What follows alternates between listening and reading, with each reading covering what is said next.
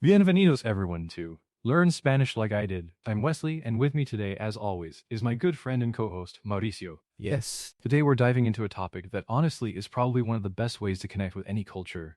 Food, especially when you're learning Spanish. Yeah. Hola a todos. Mauricio here. And Wesley, you've hit the nail on the head. Food is such a universal language, but when you combine it with learning Spanish, it just opens up so many doors. I mean, think about it. How many times have we started a conversation about food and it just led to so much more? Absolutely. It's not just about the vocabulary, though that's a huge part of it. It's about the traditions, the family gatherings, the history, the regional differences.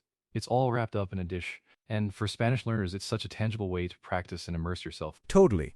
You know, when I think about the Spanish-speaking world, the sheer diversity of its cuisine is just mind-blowing. It's not just Spanish food, is it? You have the distinct flavors of Spain, then you cross the Atlantic and suddenly you're in a whole new culinary landscape, from Mexico all the way down to Patagonia. That's exactly right. Let's start with Spain, because for many, that's where their journey into Spanish language begins. When I think of Spain, the first thing that often comes to mind is tapas. It's not just a type of food, it's a social event. Oh, tapas! See, it's a way of life there. It's all about sharing, trying a little bit of everything. You've got your patatas bravas, your jamón serrano, gambas al ajillo, and each region has its own specialties. It's incredible. And the vocabulary you pick up just by ordering tapas is fantastic for learners. Right? You learn una caña, una ración, un pincho, and then you have the big hitters like paella. Everyone knows paella, but do they know the regional variations? The Valencian paella with rabbit and snails versus the seafood paella you find more on the coast. Exactly. It's not just rice and seafood, and olive oil, aceite de oliva, is fundamental. Spain is one of the largest producers. It's in everything, from cooking to simply drizzling over a good piece of pan con tomate for breakfast. Speaking of fundamental ingredients, let's hop across the ocean to Mexico. The core ingredients there are just completely different, aren't they? We're talking corn, beans, chiles, a trinity that forms the backbone of so much Mexican cuisine. Oh, maíz, frijoles, y chiles. Iconic. And the diversity of chiles alone is a whole lesson in vocabulary.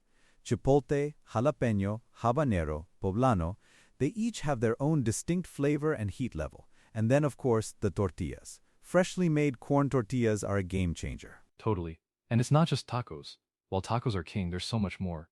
You have mole, which is an incredibly complex sauce, often with dozens of ingredients, including chocolate, creating this deep, rich flavor. Mole is a masterpiece, and it varies so much by region too. Oaxaca is famous for its 7 moles. Just thinking about it, you can taste the history, the indigenous roots. Describing the flavors, picante, dulce, amargo, is great practice. Yeah, and getting comfortable with those descriptive adjectives in Spanish is key. This is a bit spicy, esto es un poco picante. Or it's very rich, es muy rico. Simple phrases that open up a world of conversation. Exactly. Let's move south a bit, down to Peru. Now, Peruvian cuisine has really exploded on the international scene in recent years, and for good reason. It's a fusion of indigenous traditions, Spanish influences, and even Asian and African flavors. Peru is fascinating because of its incredible biodiversity. You have the coast, the Andes, and the Amazon. Each region contributes unique ingredients. The number of potato varieties alone is staggering. Patatas, they're not just one thing there. Right, they have thousands of varieties. And then there's ceviche, which is probably their most famous dish. Fresh fish marinated in citrus juices, typically lime, with onions and ají peppers. So refreshing, so vibrant, and the phrase leche de tigre for the marinade is just beautiful. Leche de tigre. It's believed to be an aphrodisiac, a hangover cure, it's a whole thing. And lomo saltado, a stir-fry dish with beef, onions, tomatoes, and French fries, showing that Chinese influence from the Chifa cuisine. That's a perfect example of how food tells a story of migration and cultural exchange.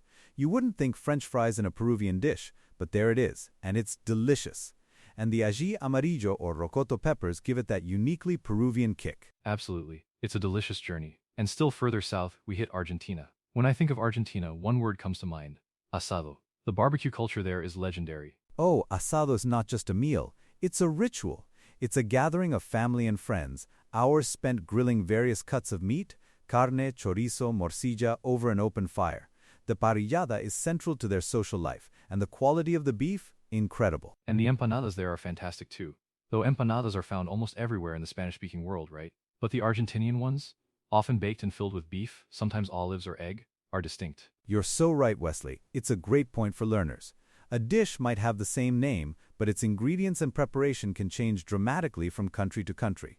Empanadas are a perfect example. Chile, Colombia, Venezuela, each has its own style, often fried, with different fillings. That's a fantastic linguistic and cultural insight. Learning those nuances helps you sound more authentic and understand the regional identity. Like arepas in Colombia and Venezuela, similar concept, but different uses and preparations. Totally. Or gallo pinto in Costa Rica and Nicaragua. It's essentially rice and beans, but the spices, the way it's prepared, creates a distinctly different flavor profile in each country. It's the national dish in both, but locals will definitely tell you which one is the real one. That's where the fun is, though, isn't it? Getting into those conversations. Which do you prefer, the Colombian arepa or the Venezuelan one? It's a natural segue into practicing your Spanish. Exactly. And let's not forget the drinks. Mate in Argentina, Uruguay, Paraguay, and parts of Brazil. It's more than just a drink, it's a social ritual.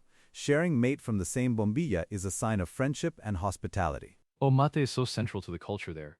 It's a very communal experience, and the vocabulary around it, cebar el mate, la bombilla, la calabaza, is crucial if you want to connect with locals. And for something a bit sweeter, you have churros in Spain, often with chocolate caliente for dipping, or dulce de leche across Latin America, a caramel-like spread that goes on everything, from alfajores to toast. Dulce de leche is heavenly. It's amazing how these ingredients and dishes become part of your everyday vocabulary when you're immersed in the culture. You don't just learn food, you learn desayuno, almuerzo, cena, and all the specific items associated with each meal. It's true, you learn to order at a restaurant, quiero pedir, or me gustaría. You learn to ask for the bill, la cuenta por favor. And then you learn to compliment the food, está delicioso, or qué rico. And the simple act of grocery shopping, ir al supermercado, or a la tienda, becomes a massive vocabulary lesson. Recognizing verduras, frutas, carne, pescado, on labels. It's practical language learning at its best. Exactly.